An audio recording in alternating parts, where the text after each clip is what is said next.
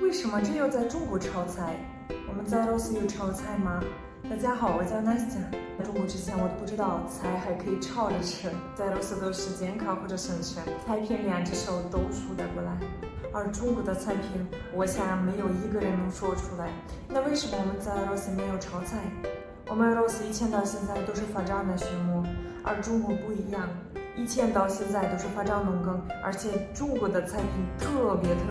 中国人炒菜讲究的是食材味齐全，在中国炒菜这个过程特别复杂，需要各种各样的食物和调料。俄罗斯没有这种的条件，而进口中国的话，价格是特别贵。中间我们在俄罗斯没有大钱锅，在俄罗斯我们没有这个东西，这个是中国人发明的。没有这个东西的话，那我们也做不了这个炒菜。其实我妈妈过来到中国的时候，她非常喜欢吃炒菜。我们在俄罗斯从来都没有想到，这个菜还可以炒着吃。你们最喜欢的是哪一种炒菜？在评论区告诉我。我们下期见，拜拜。